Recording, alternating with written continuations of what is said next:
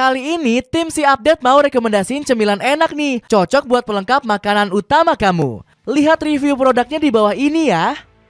Prabowo Subianto semakin menunjukkan kapabilitasnya kepada media asing. Baru-baru ini pemerintah Indonesia dikabarkan akan mendapatkan modal besar dari Cina. Keberhasilan ini langsung mendapatkan sorotan dari berbagai media asing. Salah satunya dari Eropa yang kagum dengan Prabowo yang juga menjalin hubungan dengan Amerika Serikat. Kerjasama dengan kedua negara besar ini diprediksi akan mendukung semua program yang akan dijalankan oleh sang presiden. Penasaran seperti apa? Dengerin ceritaku sampai selesai ya. Deklarasikan hubungan akrab dengan Cina.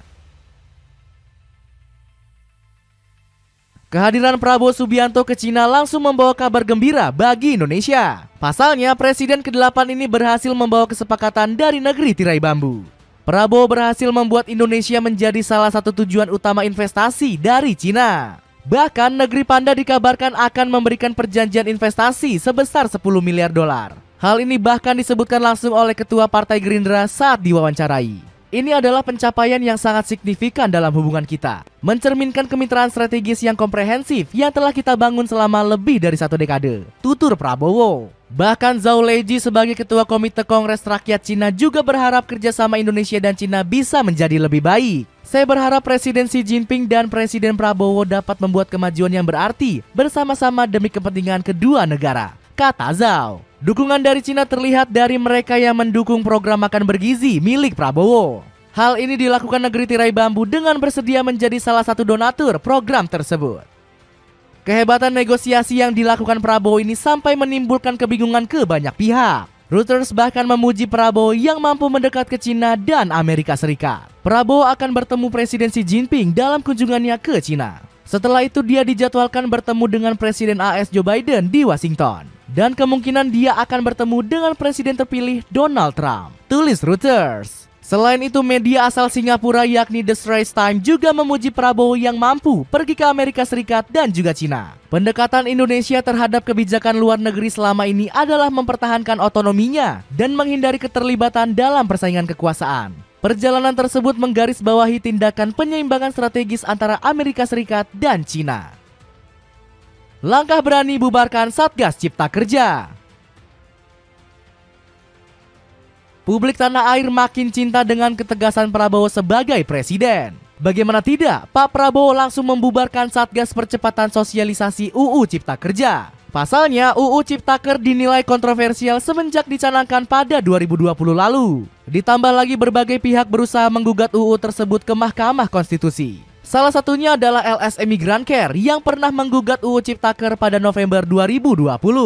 Alasannya karena UU yang juga dikenal sebagai Omnibus Law ini dinilai tidak konstitusional. Lalu ada Partai Buruh yang baru-baru ini turut menggugat Omnibus Law. Partai yang dipimpin Said Iqbal ini khawatir UU Ciptaker memberikan ketidakpastian kepada kaum pekerja. Alhasil tuntutan mereka dipenuhi Mahkamah Konstitusi. MK meminta pemerintah segera memperbaiki Omnibus Law agar memerhatikan kemaslahatan masyarakat. Padahal mantan Presiden Joko Widodo menyebut Omnibus Law sangat dibutuhkan di tanah air. Pasalnya Jokowi saat itu menilai Omnibus Law bisa membuka lapangan kerja. Setiap tahun ada sekitar 2,9 juta penduduk usia kerja baru. Anak muda yang masuk ke pasar kerja sehingga kebutuhan atas lapangan kerja baru sangat-sangat mendesak, ungkap Jokowi. Meskipun demikian, Pak Prabowo nggak gentar membubarkan Satgas Cipta Kerja. Alasannya karena Omnibus Law saat ini sudah berjalan sangat efektif. Ditambah lagi, Prabowo berhasrat melakukan efisiensi di bidang pemerintahan. Hal ini disinggung lewat pertimbangan keputusan Presiden nomor 32 tahun 2024. Bahwa untuk meningkatkan efektivitas dan efisiensi pelaksanaan urusan pemerintahan, perlu membubarkan Satuan Tugas Percepatan Sosialisasi Undang-Undang nomor 11 tahun 2020 tentang Cipta Kerja. Percaya penuh kepada Wapres selama di luar negeri. Prabowo Subianto tengah melaksanakan kunjungan kenegaraan perdananya. Sang presiden bakal melakukan pertemuan bilateral dan multilateral dengan sejumlah kepala negara. Agenda internasional ini bakal berlangsung lama hingga 23 November mendatang. Pasalnya, Pak Prabowo secara bergantian mengunjungi Republik Rakyat Tiongkok, Amerika Serikat, Peru, Brasil, dan ditutup dengan lawatan ke Inggris. Alhasil selama Pak Prabowo nggak berada di Indonesia, tugas kepresidenan diserahkan Gibran Rakabuming. Ketum Gerindra ini pun percaya penuh kalau sang wakil bisa laksanakan tugas dengan baik. Saya mohon doa restu dan saya percaya Wapres dan semua kabinet Merah Putih akan menjalankan pemerintahan dengan sebaik-baiknya, ucap Pak Prabowo sesaat sebelum keluar negeri. Adapun keputusan ini secara resmi tertuang dalam Kepres nomor 31 tahun 2024. Untuk menjaga lancarnya pelaksanaan pemerintahan dipandang perlu untuk menugaskan wakil presiden melaksanakan tugas sehari-hari presiden selama berlangsungnya kunjungan tersebut. Bunyi Kepres tersebut. Sejak berlakunya Kepres ini, Gibran Rakabuming langsung diserahi tanggung jawab besar. Pasalnya, putra sulung Joko Widodo ini harus mengelola pemerintahan dalam negeri. Berdasarkan TAP MPR RI nomor 7 tahun 1973, Gibran ditambahi tugas untuk memimpin sidang kabinet. Selain itu, suami dari Selvi Ananda ini juga wajib menerima tamu negara. Belum lagi harus memberi pengarahan pelaksanaan kebijakan pada para menteri. Gibran juga harus melakukan koordinasi dengan pimpinan lembaga tertinggi. Permudah generasi muda untuk beli rumah. Mengunjungi negeri orang gak bikin Prabowo lalai memperhatikan kondisi tanah air. Bagaimana tidak, beliau sempat membuat gebrakan ingin menghapus pajak rumah. Alasannya karena Pak Prabowo ingin menyediakan 3 juta rumah untuk warga Indonesia. Ditambah lagi harga rumah saat ini yang gak ramah di kantong. Alhasil Prabowo mencanangkan memotong pajak pembelian rumah. Salah satunya dengan cara menghapuskan PPN serta BPHTB. Oleh sebab itu, Marwarar Sirait selaku Menteri Perumahan dan Pemukiman mengusulkan penghapusan pajak perumahan.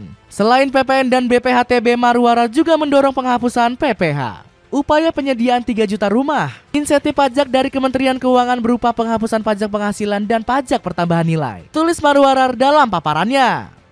Langkah ini juga didukung oleh Menteri Dalam Negeri Tito Karnavian. Tito menginstruksikan Pemda untuk segera menghapus bea perolehan hak atas tanah dan bangunan atau BPHTB. Penghapusan BPHTB yang tadinya hanya menjadi pilihan akan saya tegaskan untuk dihapuskan bagi pembangunan rumah masyarakat berpenghasilan rendah, tegas Tito.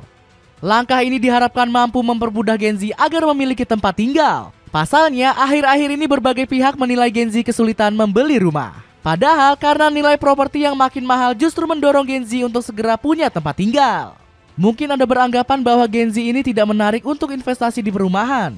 Tapi sebenarnya kalau kita lihat, ada sebagian Gen Z ini juga justru dia khawatir kalau tidak punya rumah saat ini, kata Direktur Pelanggan Bank BTN Hirwandi Gafar.